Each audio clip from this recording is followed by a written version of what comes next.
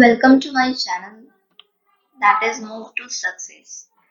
So जैसे कि हमने पिछले कुछ वीडियोस में टॉपिक कवर अप किया था that is spectroscopy. So today we start with a new topic that is atomic and molecular structure. In this video we study about the Schrodinger wave equation for an electron and the hydrogen atom. So let's just start it. So basically we start with the equation that is Schrodinger wave equation.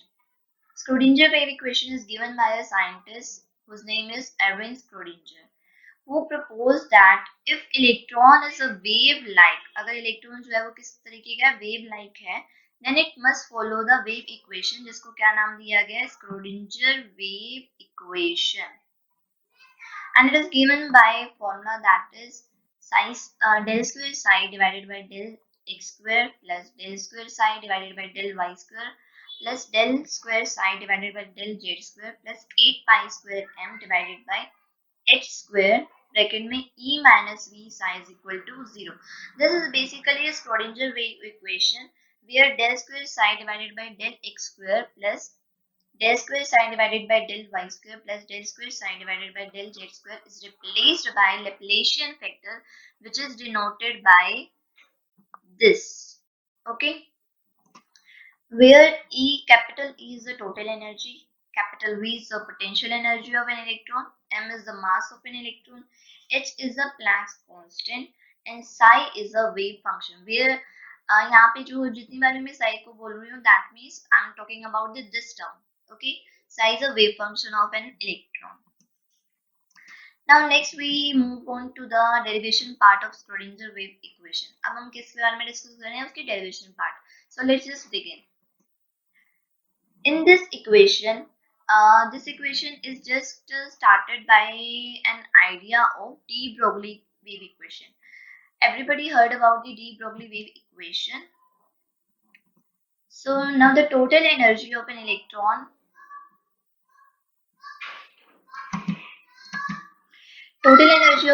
is the summation of kinetic energy plus potential energy, where kinetic energy of an electron is given by half mv square and the potential energy is given by capital V.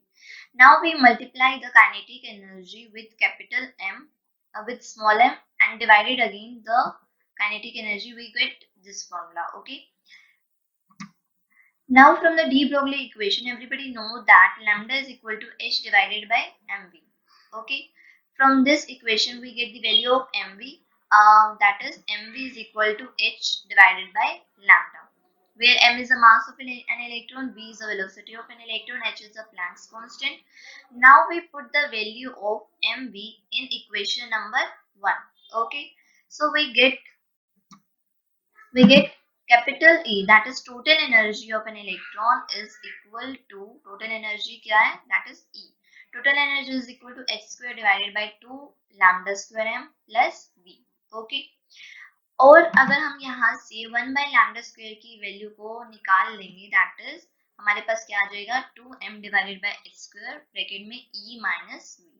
Okay, यहाँ तक आप सबको समझ में आ गया. Now we further move on to the next part. अब यहाँ पर जो है ये चीज बहुत ध्यान से समझना.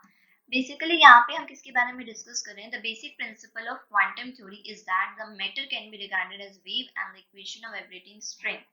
अब यहाँ पे हमें पता है कि कोई भी नेचर में जितने भी मटेरियल प्रेजेंट है या जितने भी मैटर प्रेजेंट है, उनका बेसिकली दो टाइप के करेक्टर्स होते हैं. First one is wave character and the second one is particle character. अगर हम वेव करेक्टर की बात कर रहे हैं तो हम उसको कंपेयर करते हैं विद द वाइब्रेटिंग स्ट्रिंग, और वाइब्रेटिंग स्ट्रिंग की जो इक्वेशन होती है that is given by psi is equal to a sin 2 pi x divided by lambda. Okay, जहां पर psi is again wave function, x is the displacement, x क्या हमारे पास displacement of a string from its mean position, यानी कि उसकी mean position से वो कितना आगे displace हुआ है. Lambda is a wavelength and a is the amplitude of wave. Okay, now we differentiate equation number 2. Equation number 2 is this, that is psi. Okay, equation 2 को हम जब क्या करेंगे, differentiate करेंगे with respect to x, then we get del psi divided by del x is equal to a. Sine का differentiation जो है वो क्या हो जाएगा, cos 2 pi x by lambda. और जो उसकी वैल्यू है उसका डिफरेंशिएट करेंगे with respect to x, we get 2 pi by lambda. Okay, now we again differentiate this equation with respect to x.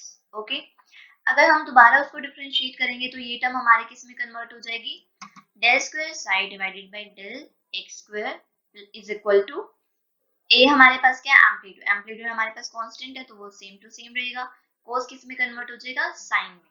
Okay, कोस किस में कन्वर्ट हो जाएगा, minus of sine 2 pi x by lambda. 2 pi by lambda is again constant, वो हमारे पास same to same रहेगा, and 2 pi by x का जो differentiation है वो क्या हो जाएगा, 2 पाई बाय लैम्डा. जब हम इस इक्वेशन को सम वो करेंगे तो कलेक्टिवली जब हम उसको देखेंगे तो हमारे पास मिलेगा del square psi divided by del square X is equal to A bracket में minus 2 pi X divided by lambda, और इन सबको इन दोनों को जो मल्टीप्लाई कर देंगे we get the 4 pi square divided by lambda square. अगर हम इस इक्वेशन को now we compare the equation number 3 with equation number 2.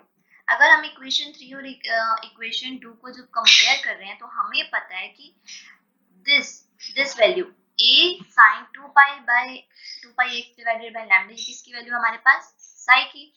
किसकी वैल्यू हमारे पास, साई की. जब हम इसकी जगह इसको पुट करेंगे we get del square psi divided by del square x is equal to minus 4 pi square lambda square divided by into sine. Psi की वैल्यू हमारे पास क्या थी, a sin 2 pi x divided by lambda. Okay, now from the de Broglie equation we get the value of 1 by lambda square. हमें किसकी value मिली थी, 1 by lambda square की. जब हम इस इक्वेशन को पुट करेंगे in this equation we get the value of del square psi divided by del square x is equal to minus 4 pi square lambda psi bracket में 2m divided by h square e minus v. यहाँ पे हमने किसकी value put की है, 1 by lambda square की. Okay, जैसे हम इसको पूरा कैलकुलेट करेंगे we get this value, and after that हमारे पास जैसे ही ये वैल्यू ऑब्टेन होगी, अगर हम इसके माइनस साइन को लेफ्ट हैंड साइड में लेके जाएंगे तो किस में कन्वर्ट हो जाएगा, प्लस साइन में. So we get the value of this equation जो हमारे पास क्या है, del square psi divided del square psi divided by del square x plus 8 pi square m divided by h square bracket में e minus v psi is equal to 0. Okay, so ये equation हमारे पास तब है जब हमारा electron जो है वो ट्रैवल कर रहा है along the x axis only. किस एक्सिस के अलोंग ट्रैवल कर रहा है, सिर्फ एक्स एक्सिस के अलोंग. अगर ये इक्वेशन को, अगर हमारा इलेक्ट्रॉन जो है वो ट्रैवल कर रहा है अलोंग x, y, z तीनों एक्सिस के अलोंग ट्रैवल कर रहे हैं तो हमारे पास इक्वेशन क्या बन जाएगी, ये that is del square x del square psi divided by del square x plus del square psi divided by del square y plus del square psi divided by del square z plus 8 pi square m divided by h square bracket में e minus v psi is equal to 0 where e is a total energy and v is the potential energy of an electron. यहाँ तक सबको clear है. So this is the main derivation part of the Schrodinger wave equation. Clear है यहाँ तक. Now we discuss about the properties of wave function. हम किसके बारे में डिस्कस कर रहे हैं, प्रॉपर्टीज के बारे में. ठीक है, अब वेव फंक्शन यहाँ पे हम जो डिस्कस करें, वेव फंक्शन किसके बारे में बात कर रहे हैं, that is Sai. Okay, so first part, Sai is a single value. Sai क्या है, हमारे पास सिंगल वैल्यू है. Second is Sai must be continuous. अगर इसका जो ग्राफ प्लॉट होगा वो हमेशा क्या रहेगा, कॉन्टिन्यूस रहेगा. Sai must be 0 at infinity. Sai की जो वैल्यू है वो हमेशा क्या रहेगी, इंफिनिटी पे 0 रहेगी. Psi should be normalized and it tells about the probability become the certain in the universe. It means that Sai हमेशा नॉर्मलाइज रहेगा. इसका मतलब ये है कि ये हमें ये बता रहा है कि इलेक्ट्रॉन की जो प्रोबेबिलिटी है वो यूनिवर्स में कहीं ना कहीं है. समझ में आ रही है. इसका मतलब ये नहीं कि वो इलेक्ट्रॉन जो है वो गायब हो गया है, उसकी प्रोबेबिलिटी कहीं ना कहीं पे मौजूद है. Next we move on to the wave mechanical model for hydrogen atom. Wave mechanical model for hydrogen atom is like species like helium positive etc. which resemble to one another having one electron around the nuclei but they have different nuclear charge. Okay अब इसमें हम किसके बारे में discuss कर रहे हैं, wave mechanical model for the hydrogen atom. Hydrogen atom का मतलब क्या है, एक ऐसा एटम जिसके अंदर वन इलेक्ट्रॉन प्रेजेंट है एंड वन प्रोटॉन प्रेजेंट है। अब इस पूरे मॉडल में हम हाइड्रोजन लाइक एटम्स के बारे में भी बात करेंगे, दैट इज जैसे कि हीलियम पॉजिटिव है, इसके पास पे कितने इलेक्ट्रॉन है, वन इलेक्ट्रॉन है एंड वन प्रोटॉन है। तो हम इस पूरे में पूरे जो मॉडल है इसमें हम इसके बारे में बात करेंगे, हाइड्रोजन लाइक एटम्स के बारे में। As we know the Schrodinger wave equation for the single particle means electron, हमें पता है कि Schrodinger wave equation जो होती है वो हमारे पास इलेक्ट्रॉन की क्या होती है, ये होती है कि नहीं होती। अगर यहाँ पर हम बात कर रहे हैं मास हाइड्रोजन एटम की, हाइड्रोजन एटम में हम जो मास है, दिस टर्म मास के बारे में डिस्कस कर रहे थे। पहले हमारे पास जब हम इलेक्ट्रॉन की बात कर रहे थे तो मास किसकी वजह से था, सिर्फ और सिर्फ इलेक्ट्रॉन की वजह से। अब यहाँ पर जो मास है दैट इज रिड्यूस मास। कौन सा मास है, रिड्यूस्ड मास, ठीक है। इसको हमने किससे रिप्रेजेंट किया, विद म्यू, जिसको हम रिप्रेजेंट कर रहे हैं by using formula mass of an electron multiply mass of neutron divided by mass of electron plus mass of neutron, where mass me mass of electron and mn is mass of neutron. So mass is reduced by the which expression is reduced mass. हमने इस mass को किससे replace कर दिया, with reduced mass। तो यहाँ पर m की जगह क्या आ गया, म्यू। ध्यान से देखिए, m की जगह क्या आ गया हमारे पास, म्यू। सो बेसिकली ये हमारे पास बहुत माइन्यूट सा डिफरेंस है किसके बीच में, हाइड्रोजन वेव मॉडल के बीच में और इलेक्ट्रॉन के बीच में। अब जैसे ही हम बात कर रहे हैं फर्दर इसकी डेरिवेशन पार्ट पे, डेरिवेशन पार्ट में क्या है कि हाइड्रोजन जो है वो बेसिकली दो टाइप के मोशन शो करता है। कितने टाइप्स के, टू टाइप ऑफ मोशंस। अब इन मोशंस में फर्स्ट क्या है, revolution of an electron around the nucleus, यानी कि इलेक्ट्रॉन का घूमना किसके अराउंड, न्यूक्लियस के around. Second is translational motion of the system, यानी कि उस पूरे सिस्टम का अपनी एक्सिस पे रोटेट करना। आ रही है बात समझ। अब इसके बारे में देखो ध्यान से, जब इलेक्ट्रॉन जो है वो रिवॉल्व करेगा अराउंड द न्यूक्लियस तो उसके अंदर कौन सी एनर्जी है, इलेक्ट्रॉनिक एनर्जी, जिसको हमने रिप्रेजेंट किया है बाय ई, कैपिटल ई, जो हमारे पास हमेशा क्या रहेगी, फिक्स। क्या रहेगी, फिक्स। तो कैपिटल ई तो हमारे पास चेंज होगी नहीं, बट जो उसकी पोटेंशियल एनर्जी है, potential energy is capital V, that is keeps on changing, वो हमेशा क्या होती रहेगी, चेंज। आ रही है, क्लियर है इतनी बात। अब देखो हाइड्रोजन एटम के लिए जो कॉलम्स लॉ होता है, कॉलम्स लॉ क्या बताता है, force of attraction. Columns law से जैसे ही हमें फोर्स ऑफ अट्रैक्शन के बारे में पता चलेगा तो फोर्स ऑफ अट्रैक्शन का फॉर्मूला क्या है by Coulomb's law, F is equal to minus ZE square divided by R square, where Z is the charge on electron, charge on nucleus and E is the charge on electron, ठीक है। अब potential energy जो है वो हमारे लिए क्या है, potential energy basically work done है कि कितना अमाउंट ऑफ वर्क डन हुआ किसी भी इलेक्ट्रॉन को लेके आने में from infinity to its equilibrium distance.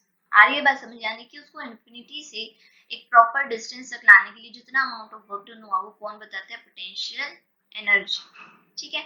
Now potential energy that is V, वो हमारा कैसे कैलकुलेट होगा, it is the integration of f dr by putting the limits infinity to, हमने लिमिट्स क्या पुट किया, इंफिनिटी से r, क्योंकि हमारे जो पोटेंशियल एनर्जी है वो क्या वर्क डन है from infinity to its equilibrium distance. Okay, f की वैल्यू हम यहाँ पे पुट करेंगे that is minus z E square divided by r square.